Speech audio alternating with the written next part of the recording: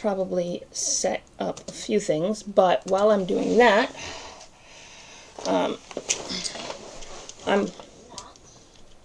oh, hang on. Yes, no, that's muted. We got an echo. Okay, give me a second that we can, probably what I need to do is, nope, I need that, that. Alright, does that get rid of the echo?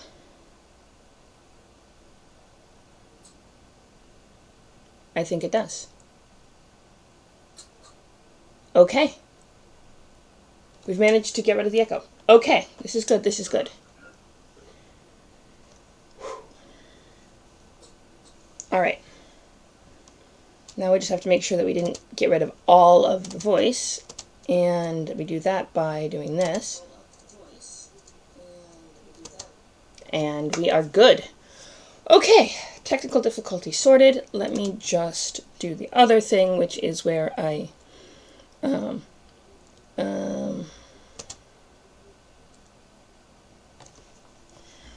do this. So last time we were on live, we were discussing, you said it was Bashar, right? Alright, so we discussed all of the gods. Let's see. And the one,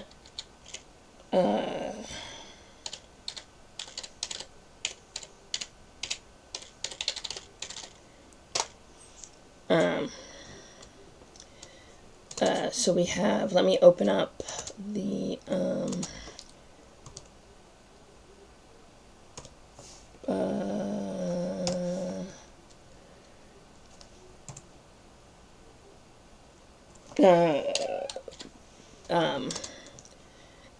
first thing, let me open up Bashar, and let's see, we had, so the next was magic use, which has kind of been going on throughout, and a few other agricultural things. That was the next one, and of course, yeah, would indeed be interesting to go over the animals, but that's a whole separate.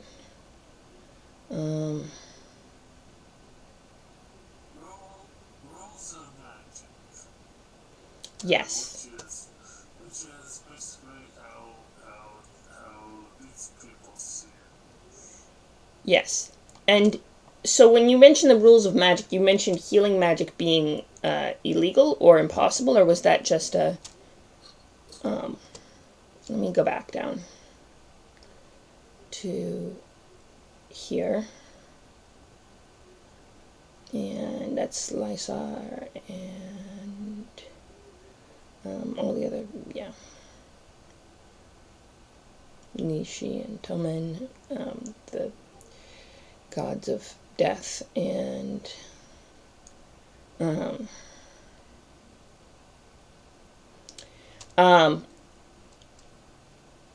so healing wounds is considered not to be magic, but is that simply that it's not arcane magic, it's only divine magic? Or is that a typo? Well, healing wounds is kind of a questionable thing. Some just don't trust magic to heal you, and some are okay with it.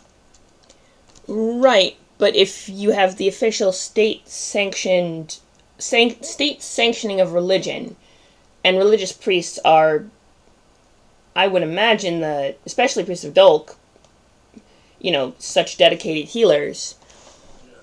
why? So it's not illegal, because that would be completely incongruous. But how do these healer priests operate in a world where nobody trusts that they can actually heal properly?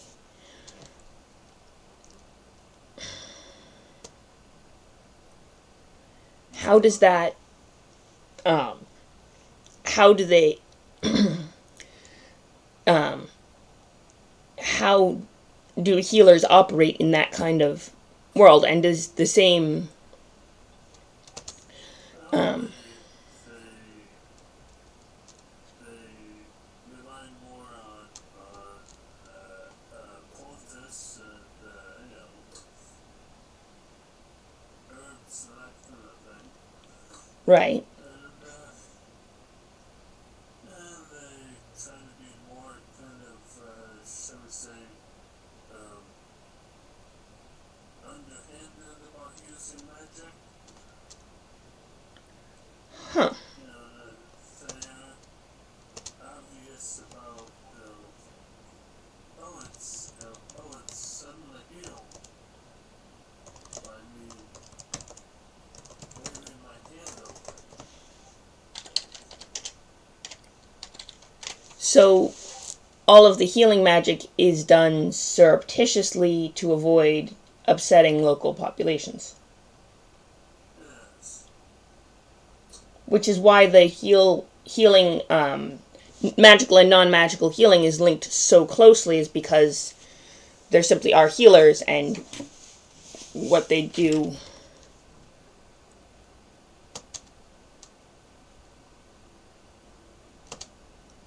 Um,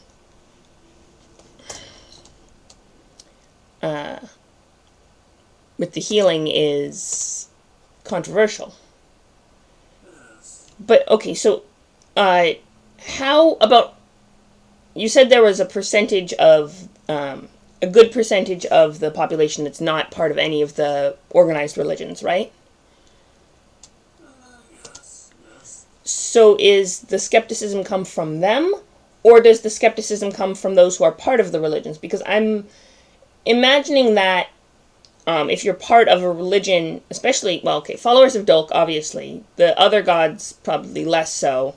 Some of them, especially like Lysar or Emin, might not be as much on healing, but certainly followers of Selma and Dolk would absolutely know that the healing arts are part of their god's purview, right? Yeah.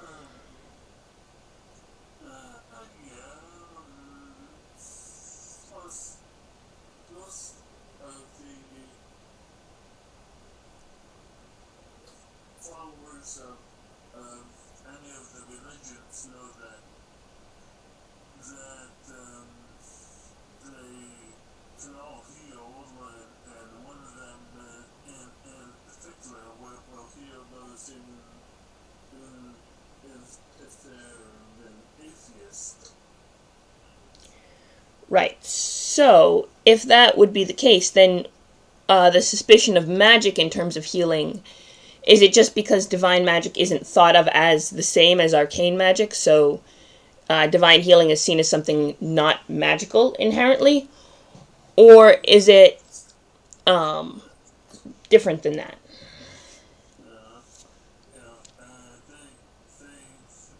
They see arcane magic and divine magic as being two different things.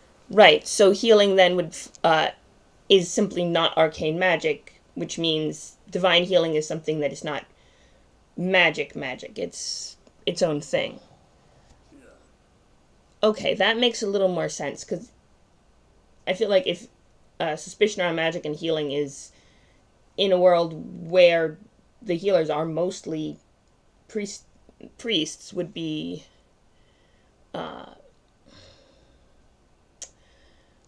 although there is a lot of focus on the non-magical aspect.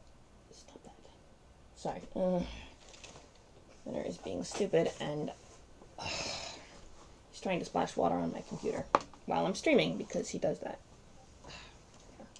Stop that. Okay.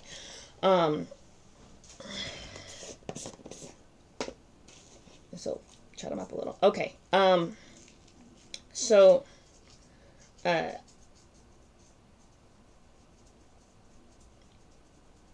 oh, that makes a little more sense. So something like bardic healing would be absolutely not forbidden exactly, but not trusted by pretty much anyone, right? Where or druid or any other magical class that's not divine linked that can heal.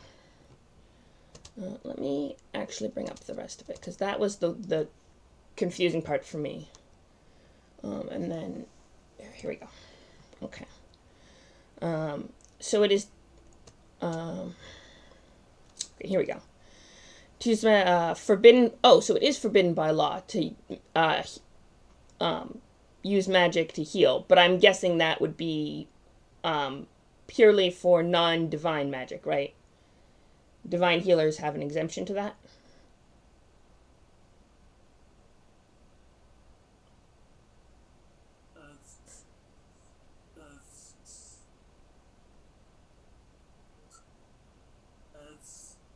That's why it's such a problem for magical healers, you know, because most people think, you know,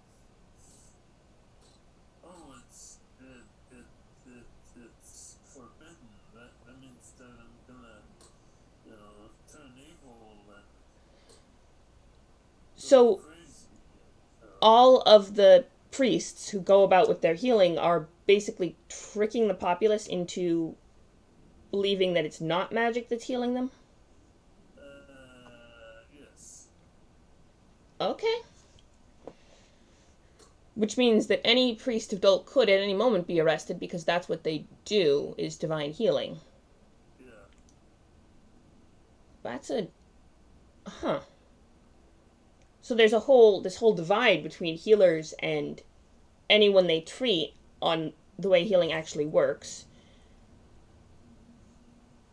And Yeah. that's...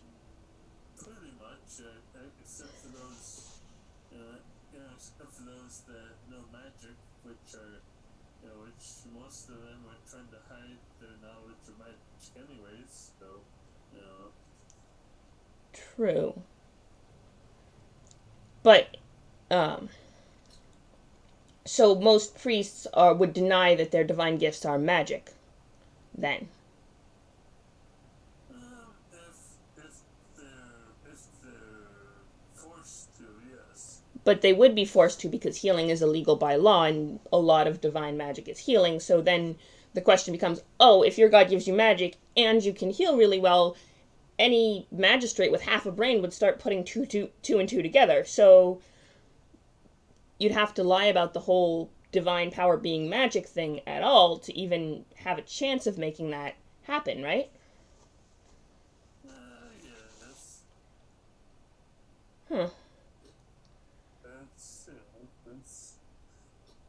that's part of living in Bashar, Alright. Interesting. Good to know. Alright,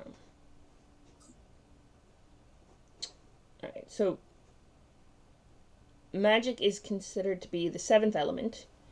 Oh, so earth, fire, water, air, the basic four, and then force. And then I'm guessing quasi, if that's how you pronounce that, is something like ki, like life energy? Or is it something else? That covers the things that aren't obviously earth, air, water, or fire, or force. It's just everything else? And then magic's something else entirely?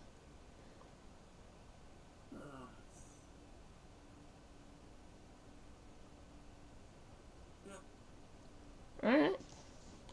So, magic came into existence during the same period as the rest of the gods' creations came into being. To be able to tap into the power of magic, there are a few methods. Being makes some kind of pact or agreement with another being, and is able to tap into magic, gives a portion of power to them. Something like a cleric or a warlock, I'm guessing, would have that kind of arrangement. And then some beings seem to be chosen by magic itself, or god of magic, Gedouin, to be able to chant, I believe was his name, the god of magic. Let me look that up, because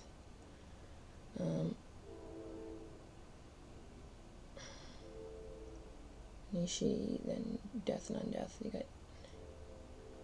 got Lysar and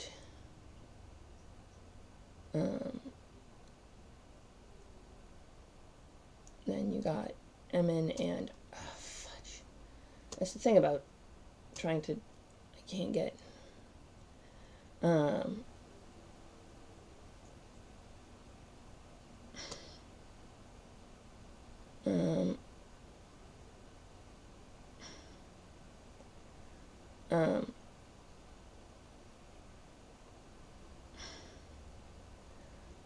Lysar, we got Emin and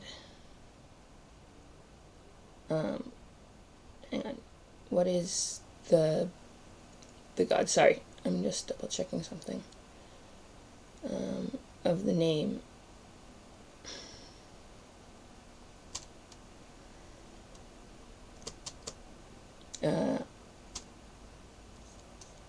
Gwydion, right? The god of magic. Sorry, that seemed important to know. Gwydion. Okay, wait, let me go back down to the rules of magic. So some are chosen by Gwydion to be able to channel the power of magic through their bodies without having to make a deal or pact of any kind beforehand. Most commonly called sorcerers. It's a catch-all term for anyone able to use magic, but it's really just these particular types of magic users. Sorry.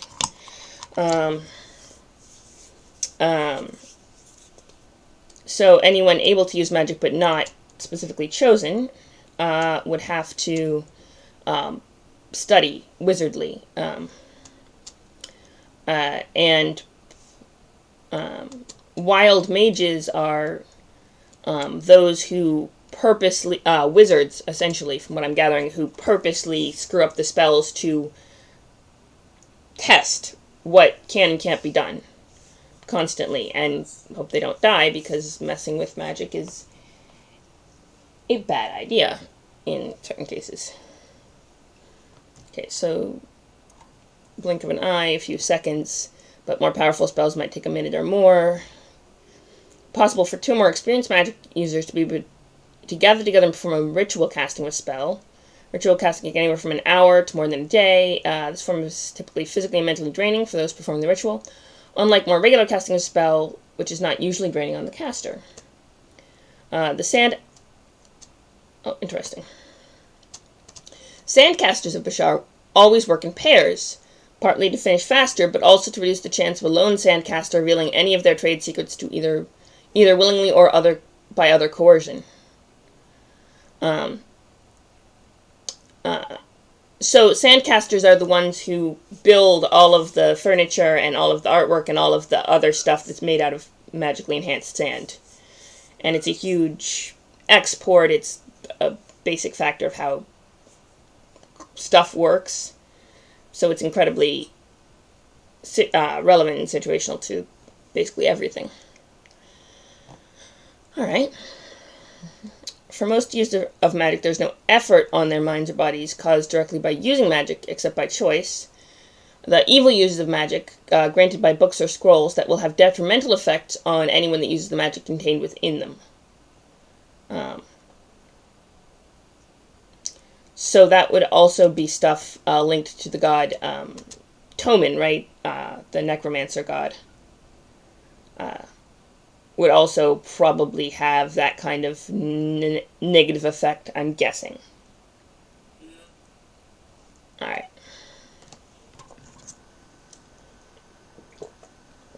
Sorry. I'm also not checking the chat, so for all of you who's watching, also welcome. I didn't even do a proper introduction because I was excited to get into this. My name is Lee.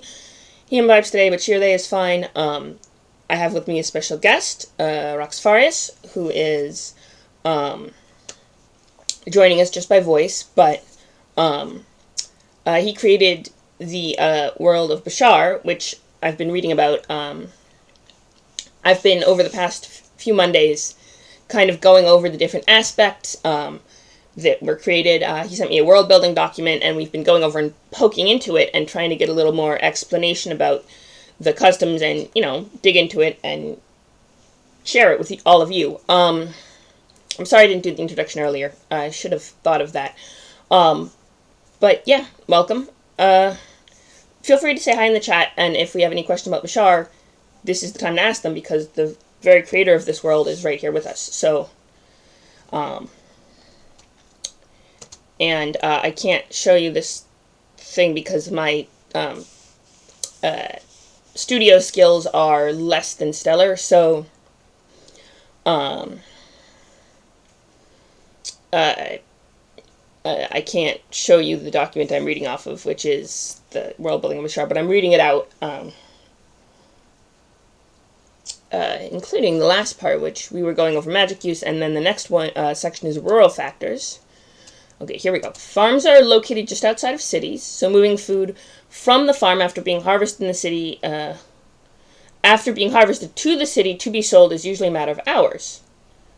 Alright, so it's not very far at all. Short turnover means very little spoilage. As the city expands, more farmers have been moving their fields further outward. Most farmers have very few positions beside farm equipment and maybe livestock, so it's not a problem for them to get up and move if the city is expanding outward. Although I would imagine that would be a lot of source of conflict, especially when if they've had the land for a long time, and because they're not moving to the land just outside because someone else is occupying that land, they're moving extremely far out, so it's a kind of a whole process. At least I would imagine so. Farmers see the weather during the growing season as being fairly reliable, except for occasional sandstorm or magically created weather effect. During the later part of the year, there is a possibility of a rare flash flood. Besides that, there is the risk of an attack by raiders or monsters. So, the growing season, you said that it's mostly desert, but that there's a wet season, right? The climate of Bashar's. So is the growing season right after the wet season, or during? The growing season would be during the wet season. So if the flash floods happen during the later part of the year, which is, I would guessing that would be the start of the wet season, would be flash flooding time, because the water, that's why you get flash floods in deserts, is that the water doesn't absorb into the thing. So if the later part of the year is the beginning of the growing season, unless you get flash floods in other parts in the later part of the year for other reasons, like screwy weather patterns. And then, of course, raiders are always a risk. But I feel like we had this discussion about the calendar, and I might go back to it in a minute because I'm trying to remember. But, alright, so the wet season is also the growing season, which makes sense. Which would mean it would be fairly brief, right? The growing season? So if the growing season is fairly brief, is there a lot of preservation efforts for food? Well, there is, and most settlements will work with the farmers to help them get the water that they need and all that, because they're feeding the people in the settlement. So Right. so Yeah. Which, I mean, that's not always the case. There's certain historical precedent for people treating farmers badly despite that. But, alright. So not Bashar. If that's the case, then is the growing season expanded beyond the wet season by beyond the brief wet season by water retention methods? Um, yeah, for most things, it's you know the farmers can grow um, all all kinds of things that may take longer simply because they're given the water and assuming the soil's decent, all that they can keep growing. How good is the soil? Because there's obviously enough agriculture to support the Yeah, yeah. Um, well, the soil is actually pretty good. Once it's been watered, and and they planted the seeds in it and used it a bit, then it gets better. right as more and more cycles grow and constant work Yeah, and composting and improvement and probably nitrogen crops rotations and other methods, which would make moving agriculture outward difficult and um, um, a difficult proposition, right? Because you'd have to restart that whole process as you. Um, yeah, yeah. okay, so outside of farmland, there's sand and oasis. Further out is other settlements. Okay, so um, each settlement, I'm guessing, has these rings of farmland around them, right? Yep.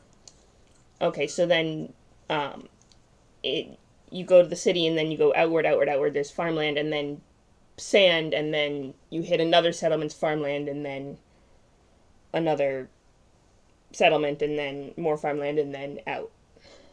Yep. Okay. And so these oases, uh, uh, when you have an oasis, um, is that so the oasis is out in the desert. Um, uh, who controls those? Um, well, it depends. I guess if if a magistrate from a nearby settlement, comes out and says, hey, this is under my control, then it becomes under his. If it's paid by a farmer, then they can say, well, this is mine. Right, and who decides if there's a conflict between those two?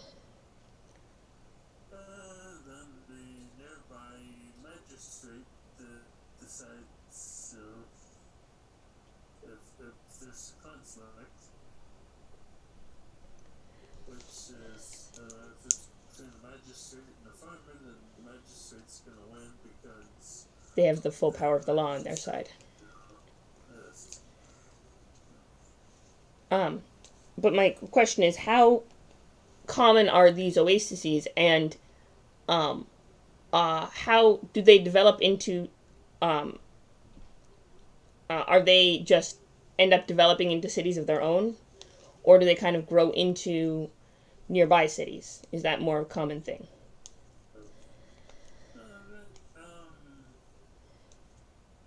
Well, I wouldn't say they're common, but the cities that that they started around an oasis, and then they started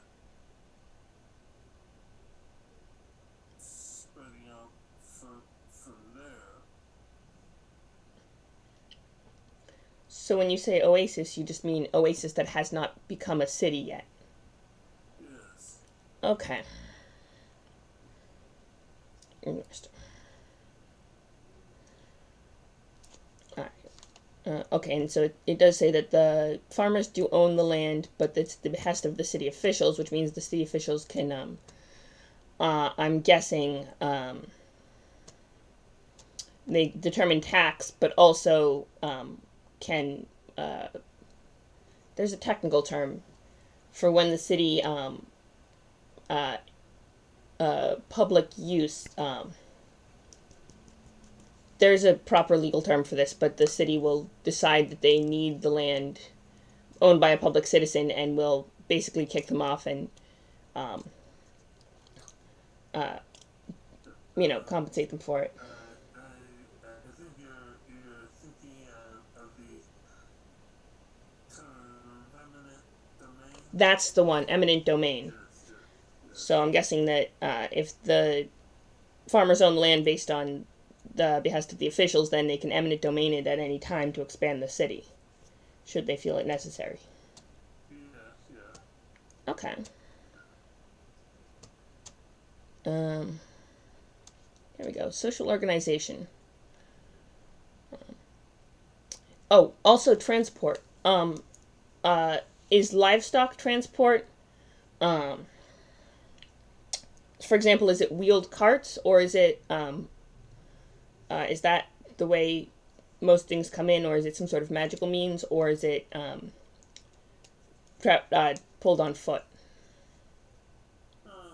For most people, they'll use a cart. So Either a horse or an ox. so they have horses and oxen are, as opposed to say camels or donkeys or, I don't know, some sort of livestock that doesn't exist in our world but is, I don't know, or yaks or whatever other. It is horses and oxen then that they have as livestock for beast of burden. Yeah. Okay. Sheep, goats, cows. So they have sheep, goats, cows.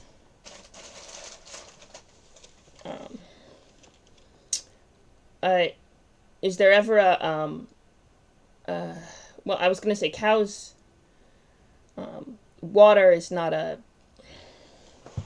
Most desert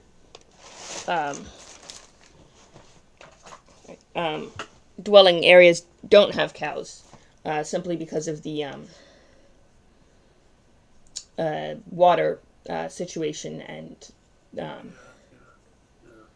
I mean, you can raise demi-arid areas. You can raise cattle, but dairy cows especially need. Um, at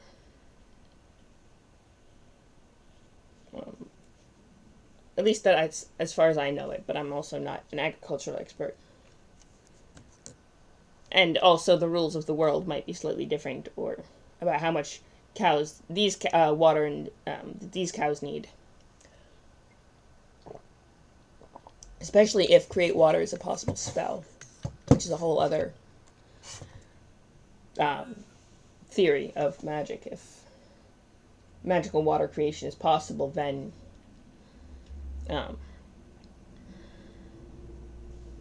that's a whole thing. So is magical water creation possible in Bashar? Yes. But not many people know how to do it. Okay, good to know. Magical research is done by most people that are able to use magic. No required documentation needed in order to practice magic. Most would prefer that way. There's only possibly money or simply being able to practice needed. So there's no licensing requirement for magic. Money is needed if you're going to pay someone to teach you magic. So if you find someone willing to teach you for free, then you just need to be able to practice what you're taught. Being able to practice magic can be difficult, and if you're a female slave or indentured servant, being caught practicing magic means you will be put to death. although for an indentured servant it gets complicated because they might have learned magic before they ended up in indenturitude or learn it afterward. But any use of magic during their indenturing is put to death. Let's see. Most titles in honorifics translate the common tongue as my lord or lady or my master or mistress. Most respected profession is that of a teacher. Anyone that teaches earns respect by helping others have a chance to improve their place in life. The least respected are the death dealers, those that take care of the dead. Even if they are well educated, they're still, at best, given space to do their job without any problems. For death is often seen as a thing to be avoided as much as possible, rarely talked about and hopefully never seen, despite the fact that most know they'll become one of the dead at some point in time. So the death dealers take care of those who are unable to get buried by those at their temple, correct? Do those at the temple who deal with dead believers have the same kind of stigma attached?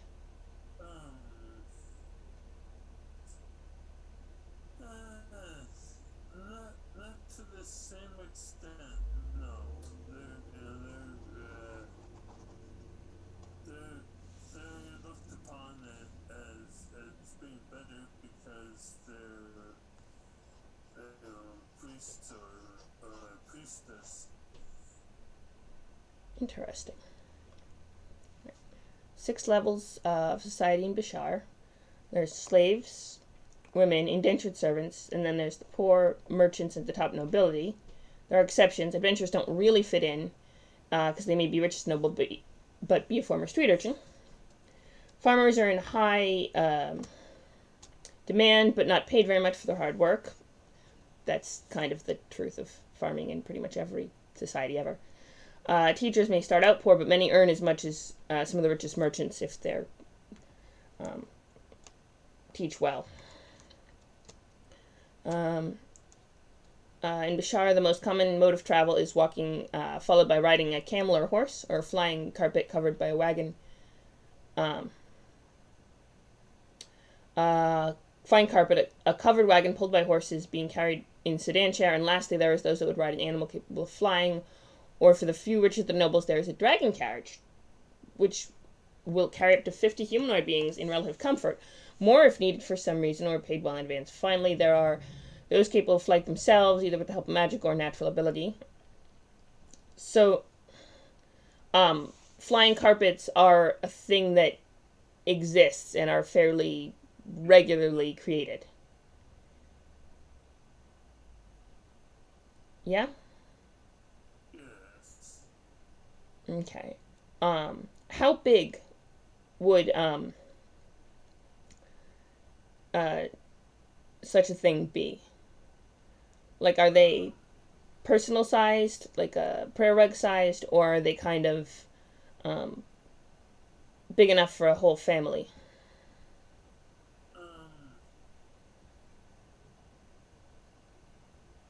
Well, they can be personal, for maybe one or two people, or they can be larger, say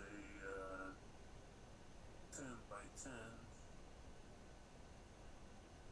Just still pretty It's about small. as big as they get. So it doesn't really get properly large. No. Okay. Is that a limit on the enchanting magic or just a convention? It's basically the accepted size. Accepted. Dimension. So there's no magical limit stopping people from making them bigger, they just don't. Right. Okay. Good to know. So you got covered wagons pulled by horses, and then you have sedan chairs, which I guess are a thing among the rich and noble, I'm guessing. Yeah. Alright, so you have animals capable of flying, and then richest of the nobles, there are dragon carriages, The dragons that pull these, are they wyverns or like actual dragons? They're typically young, well, younger dragons. So they're full on younger dragons that get drafted into pulling these Yes. things. Is it just one, or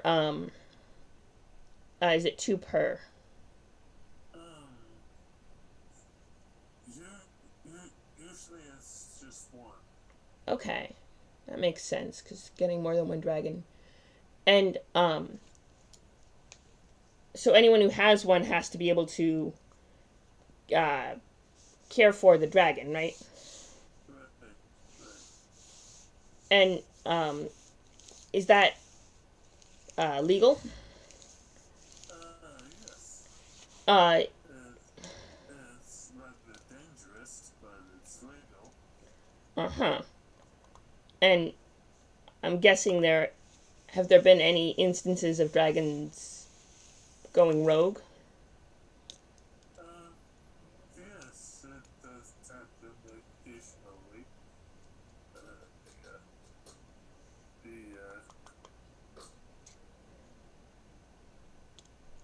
The the current party of adventurers will find out about that at some point. So are the dragons used under some sort of mind control, um, or are they just convinced or forced into it? No, it's it's it's part of an agreement made with dragons to keep them from trying to take over the world. Mm-hmm. So they made it. It's part of a deal with dragons, and I'm guessing they're usually blue dragons, given its desert nature. Um, they're they're they're all considered to be bound to it. It's all explained to them. All right, so there's a whole lot of lore on that as well that's not included in the basic world building. Interesting, because that is something interesting. Um, all right, and then there are those capable of flight themselves. Urban factors. Oh, and roads. So, are there roads between the major settlements for wagons, or are you kind of stuck going out through the desert? The, there, there are the road dragons that won't let themselves be used for labor. Well, yes, I would imagine so. And decide, well, I want to eat that sheep, so I'm going to, that kind of thing. But I suppose they get killed fairly often by adventurers. Yeah. So that's the risk they run. That's the risk reward uh, dichotomy of why they would agree to it. But in terms of, say, wagons with horses, because I was looking over transportation in general, uh, are there roads between the cities for those who can't get dragons or fly? Well, not really. So a wagon. There's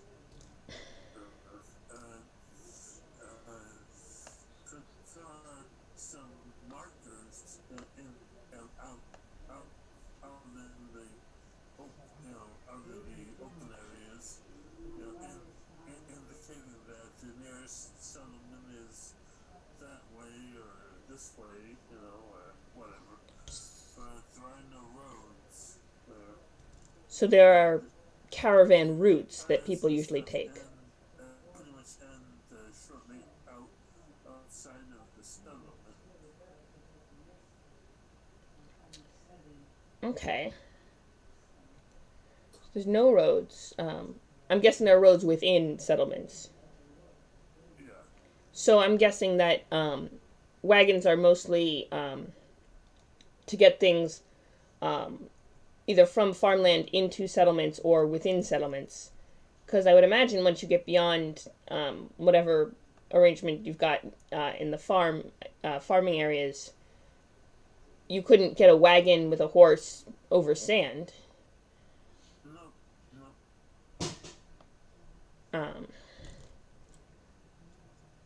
Um, so it would be more camels Yep. for intercity travel. Are there any magical means to get from city to city? Teleportation. How common is that? Yeah, but that's for the rich merchants, the nobles. All right, so only the very wealthy can afford teleportation. Yeah, yeah. Okay. Are goods ever sent by teleportation, or is it too much magic to be worth it? So they usually send them by camelback.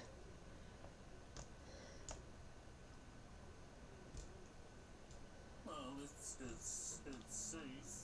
It's just expensive. Right. So it's easier, or it's cheaper to ship by camel, even though it takes longer and is more logistically Yeah. difficult, because the magic is so expensive. Yeah. Okay, that makes sense. Good to know. Every settlement in Bashar is centered around a freshwater spring in the larger settlements. The location of this spring is often hidden in one of the nobility's many buildings outside their compound. Since almost every structure in the settlement will have at least one pipe from an aqueduct lines coming into it, that makes it harder to determine where it all starts. So, if you run the city, you can basically hide the spring and then control the flow of water. Yeah. Okay, that's mildly terrifying, but not unheard of and has a lot of precedent in history. So every city has a spring. Yes. At least one. Yes. Good to know. And is the spring in Habib hidden the same way, or is it controlled by the royal family, or is it just because it's the capital? Well, it's typically run by those that run the city. So in the case of Habib, it would be the royal family directly, Yeah. the sultan and his. They take care of pumping it through the aqueducts and all that and guarding it. But that means they can cut off anyone who disagrees. That is a. Wow, that is ugly. Okay.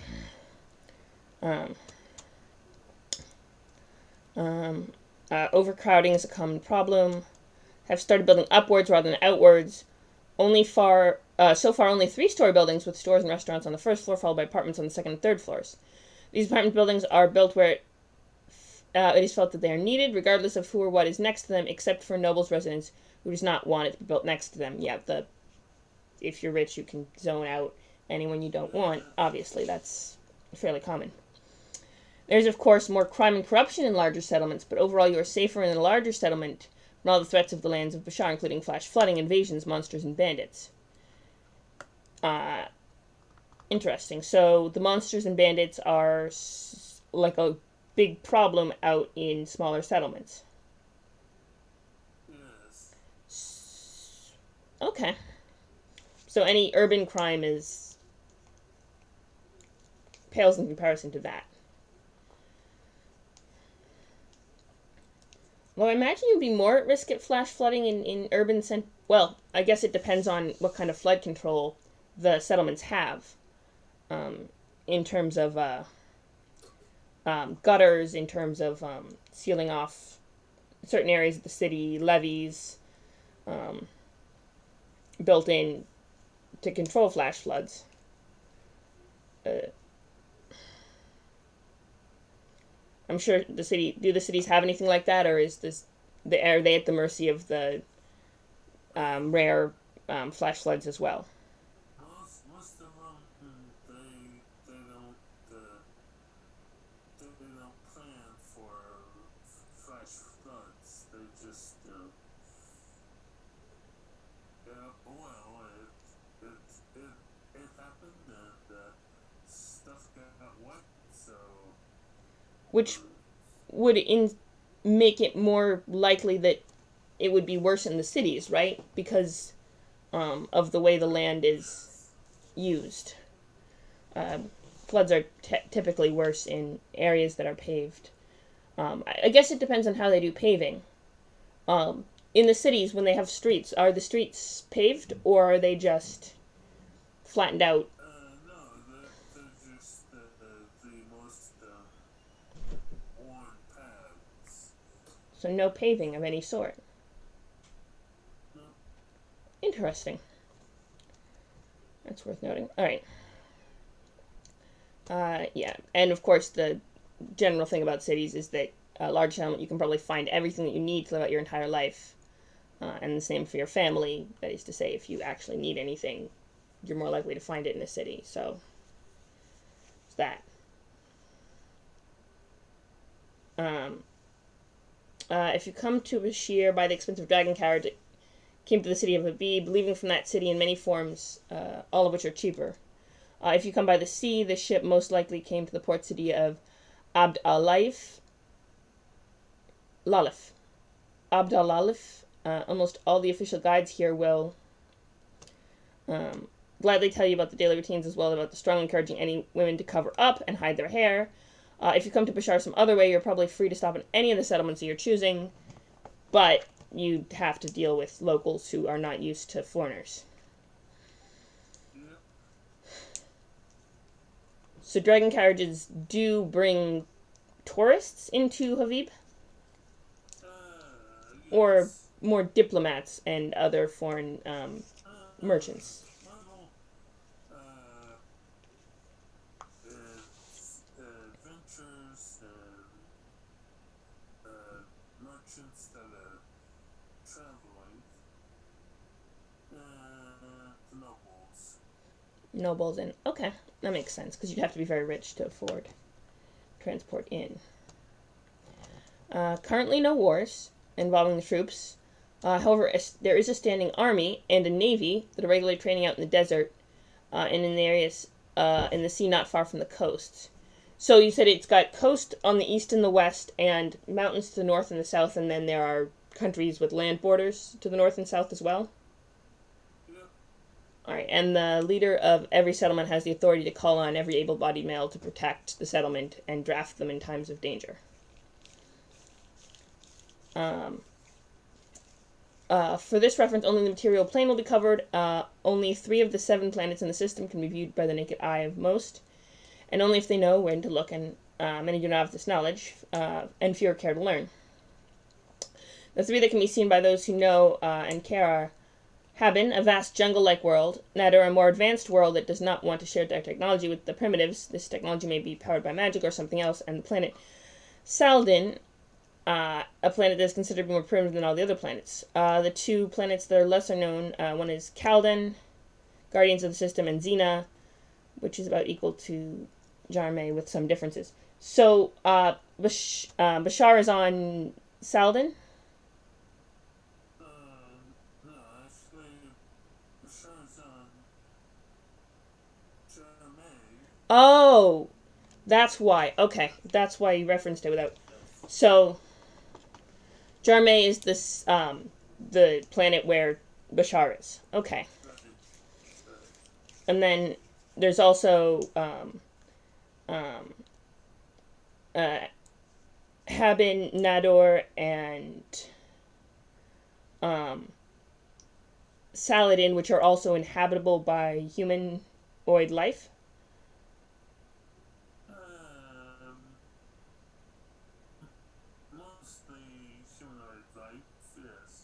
Okay, so haven't got around to detailing the other planets yet. but they are livable planets as opposed to say Mercury, like the ones in our system. No one can live there. They're just dead hunks of rock that have very different. There's no biome on any other planet in our system other than Earth. Yes, So, and yes. this one has 4 planets that have biomes. Yeah. Okay, good to know. And it's orbiting a star somewhere in the material plane around. Yeah. Okay, that works. Um, okay, prominent features. There's the Grand Mosque of Avib, where every imam of the official faiths reside and choose the Grand Imam to lead them. The Stairway to the Gods is a roughly 1 mile high rock formation nearly in the middle of the country, with rough steps carved into the rocks from the ground up to the top, where there lies the ruins of a fortress or temple. Very few animals of every kind will alight on it, but some will feast on any that fall from the stairs. So, is this near Habib, or is it just kind of out in the desert somewhere, these old ruins? It's out in the desert. So, how close is Habib to the center of the country? Um, if I recall, because I don't have the map here with me, but if I recall, it's more to the north of the country. Okay, so you got Habib in the north, you got this rock formation with ancient ruins kind of in the center. And then mentioned, let's see, um, um, the going in was Abd al-Lalif was the main port city. Um, Yeah. uh, is that on the? Do you remember if that's on the east coast or the west coast?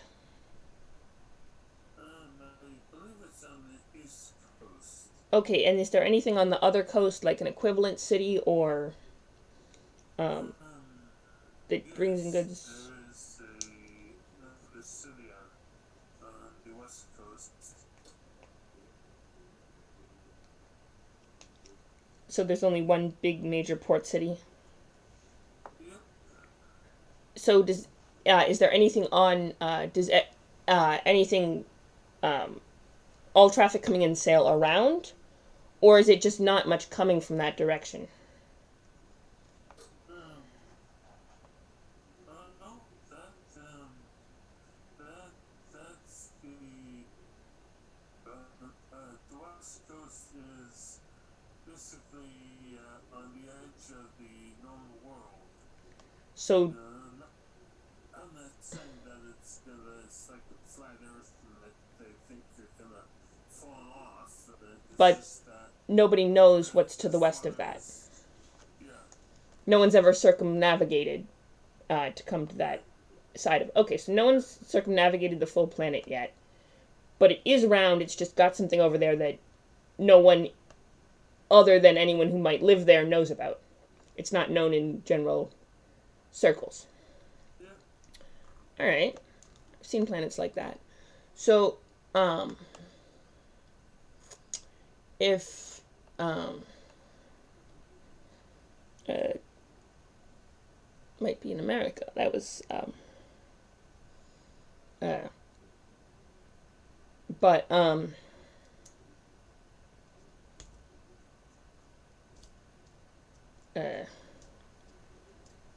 and is it well known that the Earth is round based on the old like on Earth or the that Jamar is round? Because I know on Earth it was well ancient uh, Greek and Roman and Egyptian Yeah, mathematicians figured out that the planet was round. They just kind of yeah, yeah. didn't know what was Um, east of Europe. yeah, basically for the ones want that want to know or need to know or care, they know that the world is round, and goes around the sun. And then there are those that, like you said, they just don't care. Right. Of They, course, there's lack of education, so yeah. um And, they know that they're dealing with people on the world, but they don't care to go travel. right.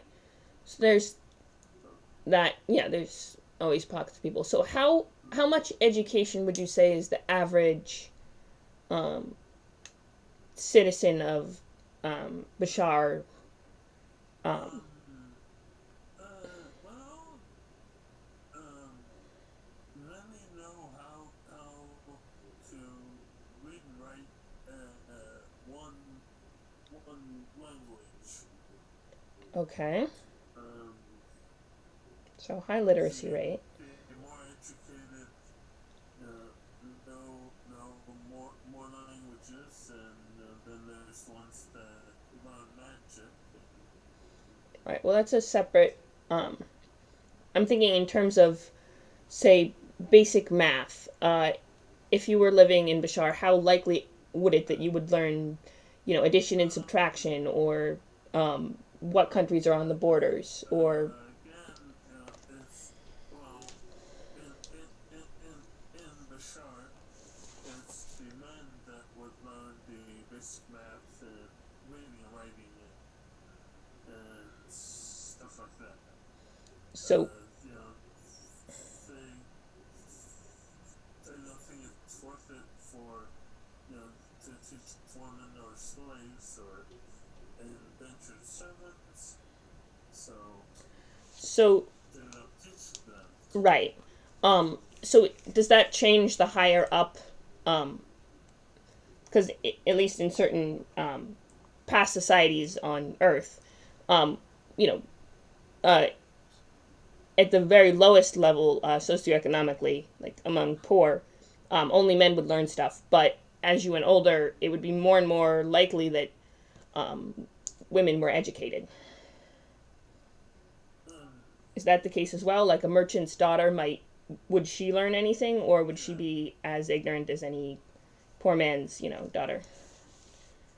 More most likely the rich merchants and nobles do educate their wives or children to say take over the business, and um, or or to be able to help with business in the case of merchants. For the nobles, they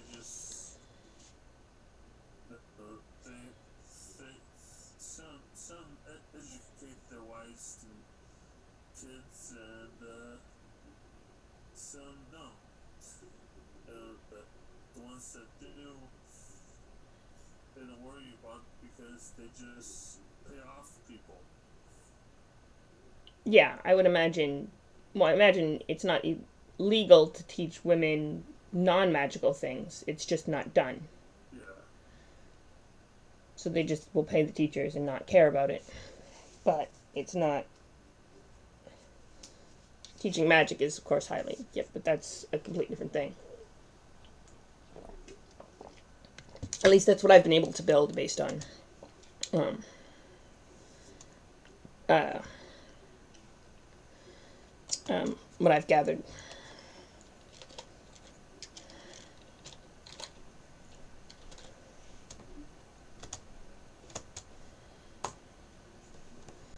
Uh, okay. So, is there anything that you think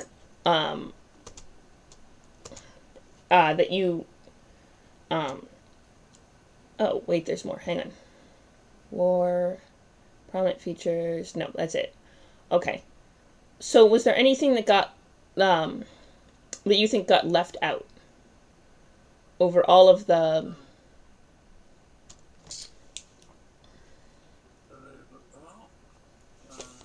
I know it got split over a couple weeks, so.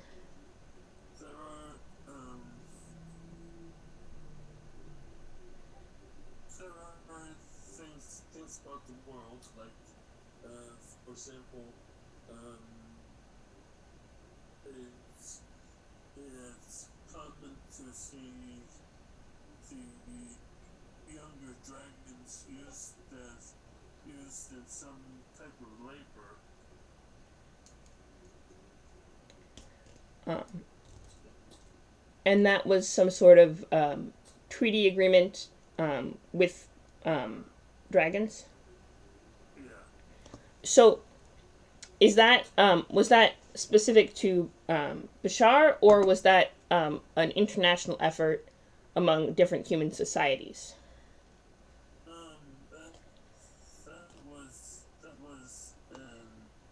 that was done among most of the countries in the known world. Okay. Um, so, um, how good a relationship does Bashar have with? I know the Northlanders are kind of on and off enemies, but in terms of their neighbors, there's some trade. But um, is there any like political agreement, like groups of expats, or how strictly controlled are the borders for people movement rather than trade? Um, Um, well, they basically feel that if if you want to come come to one of the mountain passes and travel square miles of sand, then you're welcome to. so there's no For border patrol um, specifically or anything like that. no, no. Interesting. And you said anyone who foreigners living in Bashar are considered citizens. If they live there for a while, Is there any specific set out amount of time, or is it just kind of an understood thing? it's typically thought of for about a year.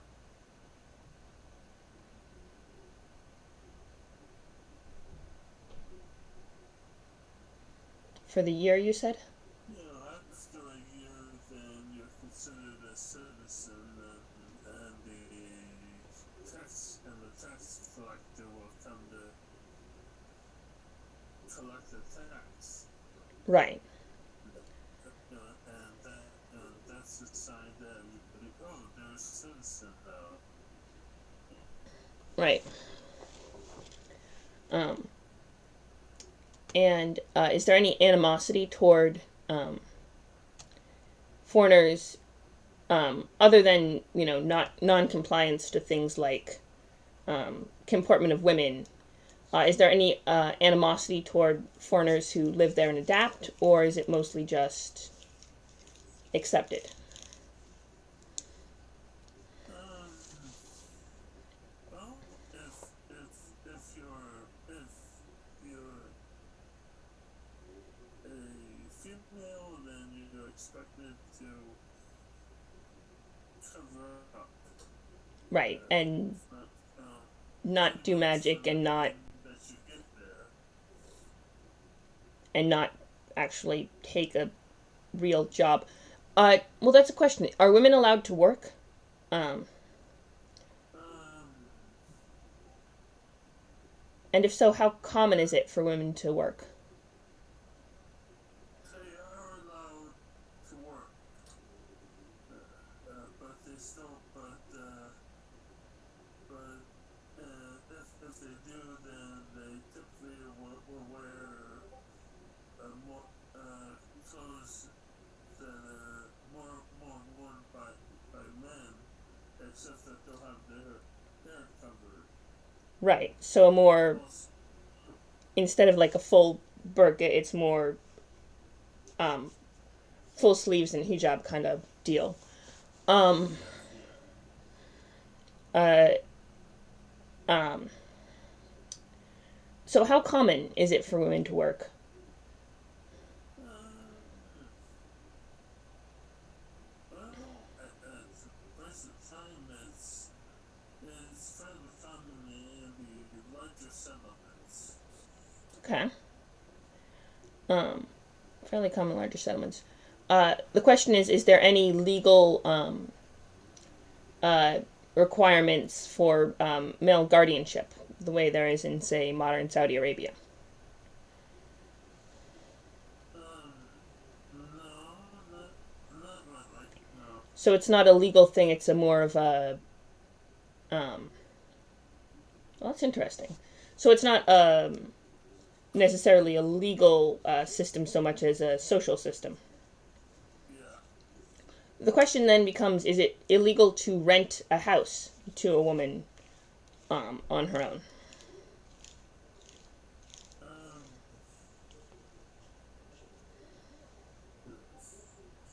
Um, that that would be the kind of thing where if you can find somebody that's willing to, But it's not then something that most people are willing to do.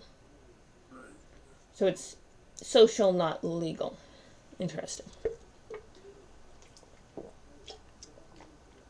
I'm assuming the same is true for property ownership and other Yep, such yep. things. You just have to find someone willing to sell to you, which is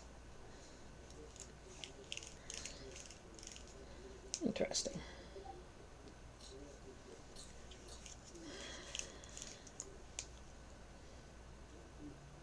Because there's different, throughout history, there's been different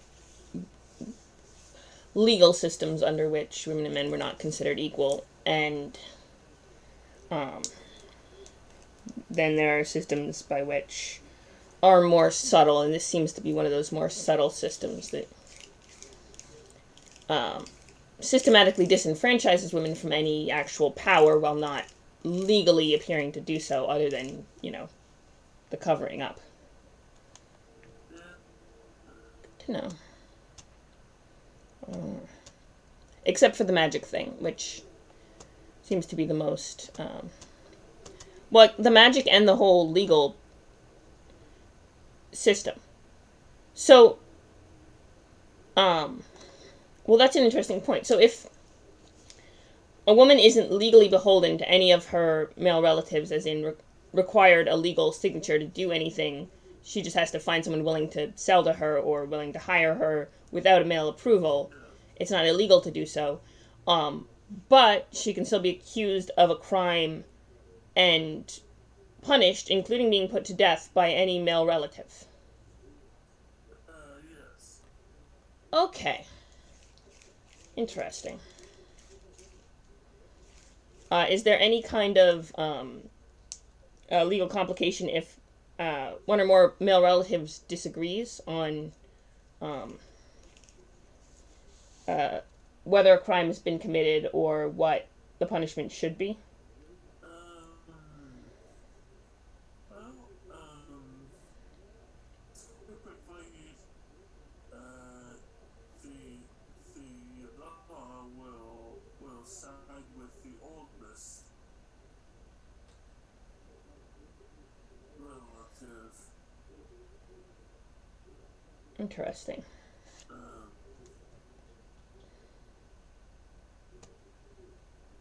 And I'm guessing blood relatives have precedence over in laws. Yeah. Okay. Okay, so there's magic, which is. And then magical healing, which apparently is um, very much not talked about. It's Right. very much understood to be part of the healing repertoire, especially by those who train healers and such. But um, most common people would deny its existence, and it's illegal. So, the question then becomes, if the government sanctions this, pretty much all of the religions are government sanctioned, right? Because the Grand Mosque in Habib is well, okay, how much political power does the Grand Imam have? Well, um, is it he, technically, he's second to the Sultan, and, well, actually, he would be third after the Sultan and his two advisors. Right, but he would have more power than, say, a local magistrate or a. Yes, yes. So the question then becomes, so then the government, the Sultan does. There's no separation of church and state. They are sanctioned and interconnected. Yeah, yeah. Within, is the question is, what Grand Imam allowed healing magic to be illegal and why? Well, Because well, that's, it seems like either an oversight or a particular political play to make, uh, to kind of create an illusion that divine magic was something completely separate from actual magic or from arcane magic, and that it wasn't really magic so much as gifts from the gods. It was to skew people's perspective, but that seems like a deliberate play if the Grand Imam was in on it, which. yeah, yeah. Well, it's that way because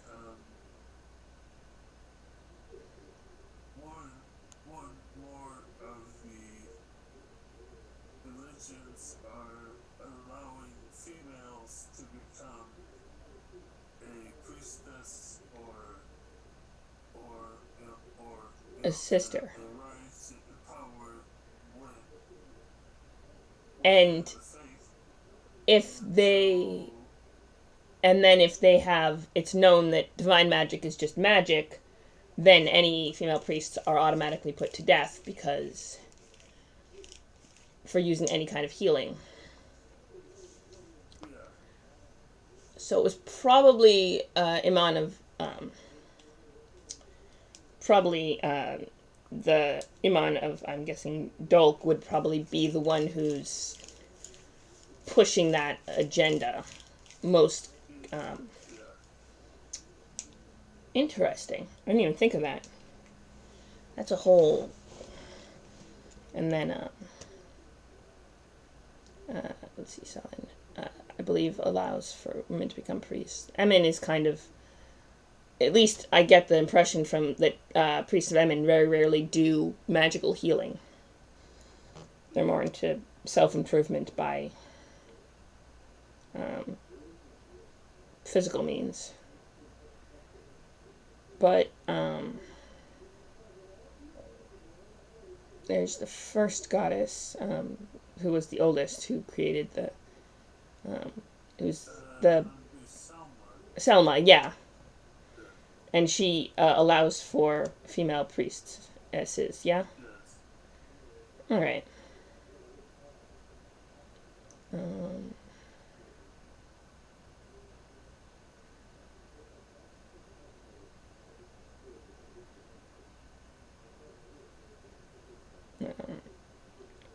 all right.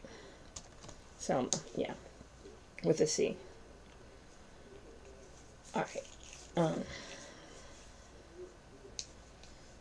so, what's your plan with Bashar? Because you created this whole country. Yeah. Do you have any plans for it? It's uh,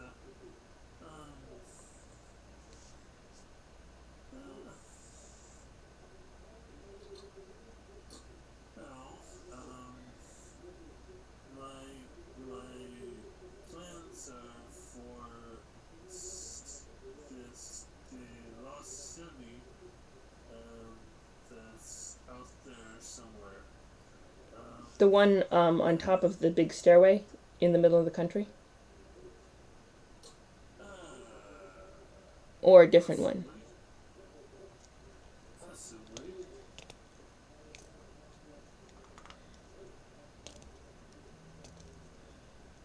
Um,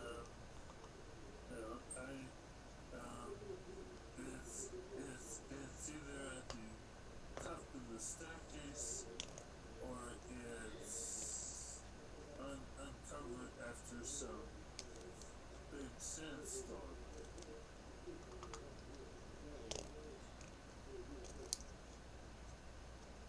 And that holds something that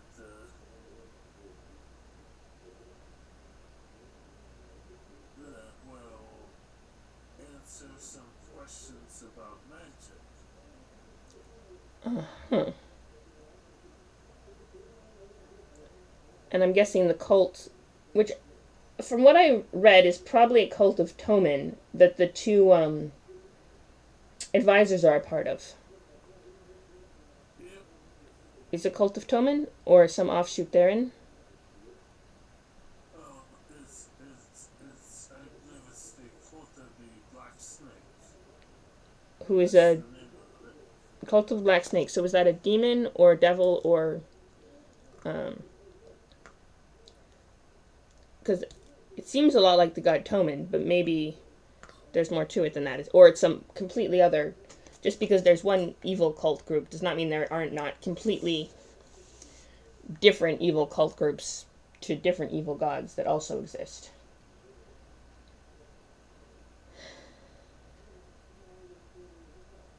Um, it's it's to a devil. A devil Yes. that grants them the power of necromancy, among other things. Yes. So, about how many cultists? Is it just those two, or are there a whole network of cultists kicking around? There's a whole network throughout the country. Good to know. Interesting.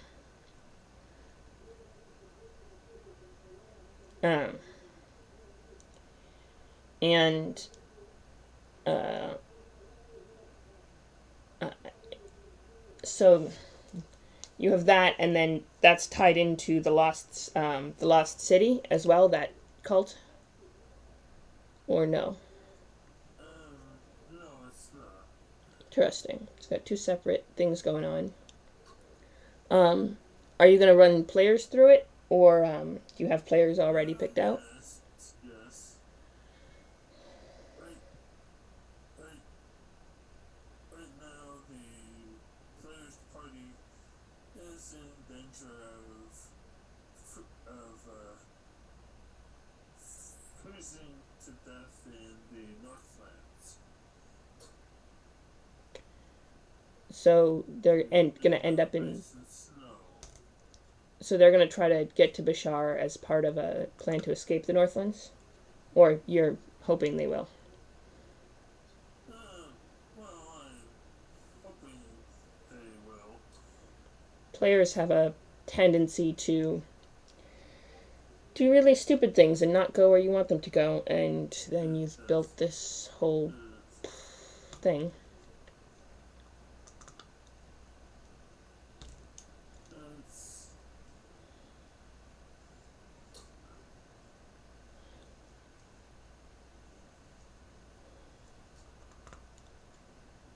that's part of the challenge of being a DM. You have to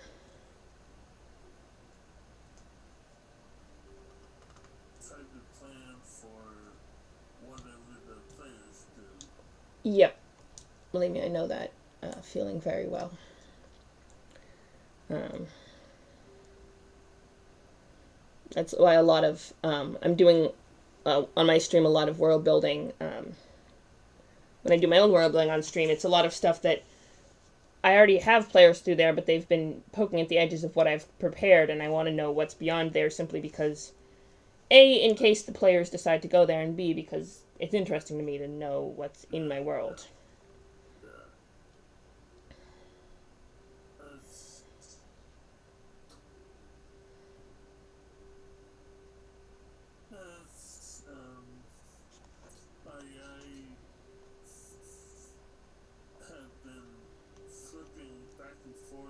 between being a planning DM and playing by the seat of my pants? My main theory is be a world building DM, and then 90% of everything else is just by the seat of my pants. So it mostly works, Yeah. except the bad guys who have complicated networks and motives. But any given confrontation is up in the air until it happens.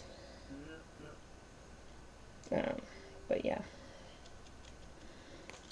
All right, I think we're gonna end the stream by 2:30.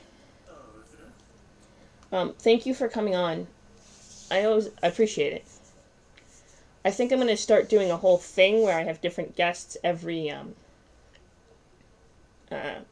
like Monday, and then if it goes long, we can do multiple Mondays. Like for Bashar, we did a couple Mondays. Sure. So you'd be the first of those. So that's pretty cool. But yeah, thanks for coming on, and it's really cool. Yeah, Bashar is interesting, and you definitely have most of what. There's a few things that are, at least in my mind, a little discombobulated, but you've managed to explain them pretty well. But that's why I was asking so many questions about this, because that's how you work on world building, is you poke at things that don't make sense until you're forced to come up with an explanation, and then you kind of understand on a deeper level. So that was kind of my goal.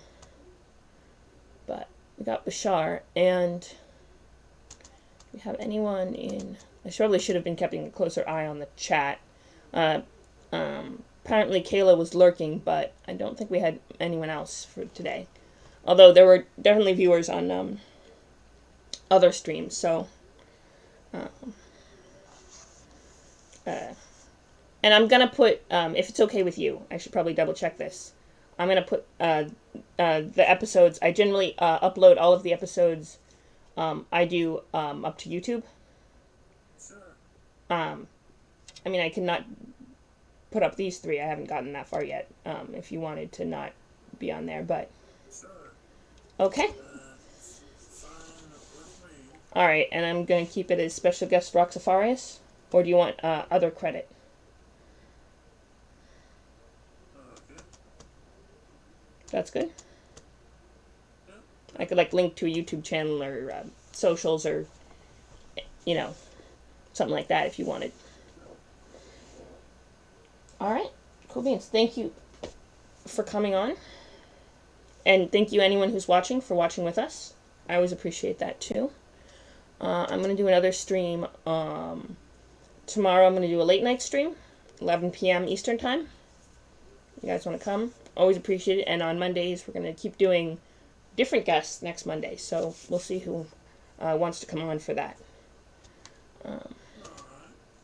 All right. Let me first end the stream. Bye, everyone. See you soon.